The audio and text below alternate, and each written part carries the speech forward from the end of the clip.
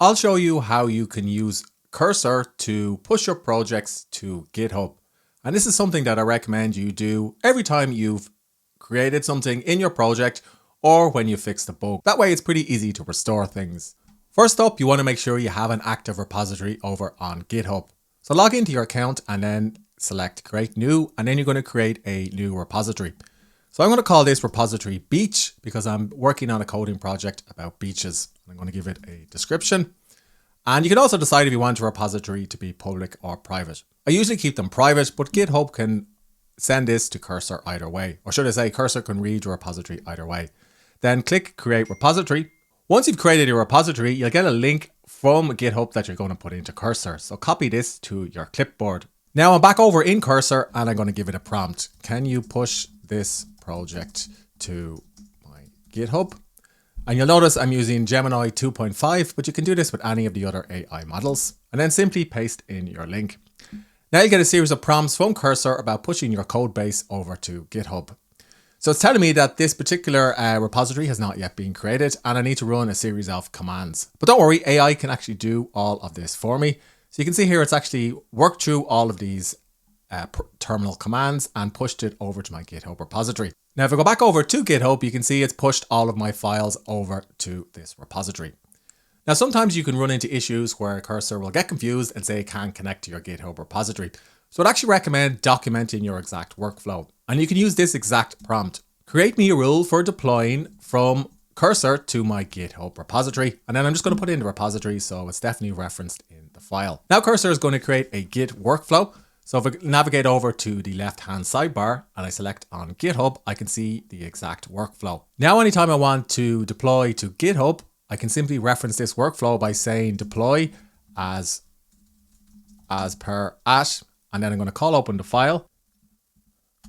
And now GitHub will reference the file and quickly check have there been any changes to my GitHub repository, and it will deploy it. Now in this case, I haven't made any changes, so there is nothing to deploy. Now the next time I make changes to my code base, I can simply reference this Git workflow file. So I'll use a prompt, something like this, push my project to GitHub as per, and then I'll type in the @ symbol, and then I'm going to search for the deploy file, put it into Cursor, and it'll read the contents of this file and then tell me that it can push any changes I've made to my GitHub repository. So you can see here it's reviewing the GitHub Actions file.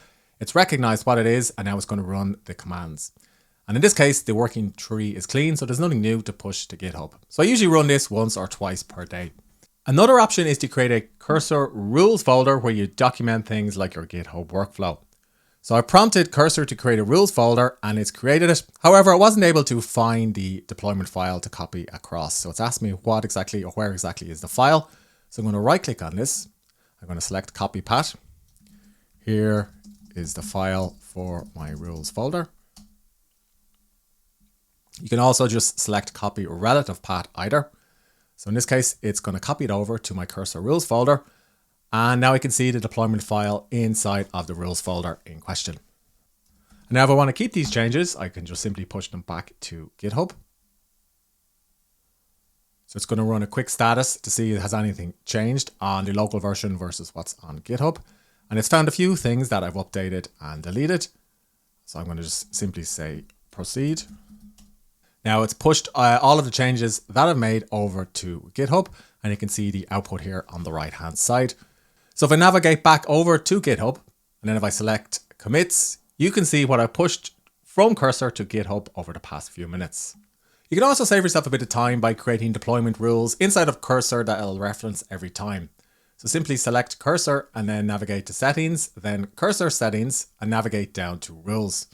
And then you're going to create add new rule. So I'm just going to call this deployment to GitHub. And now I'm going to go back into the file that I wrote a few moments ago, and I'm going to copy the contents from that file and head back over here and paste it in. And I'm going to change this to agent requested when deploying to GitHub.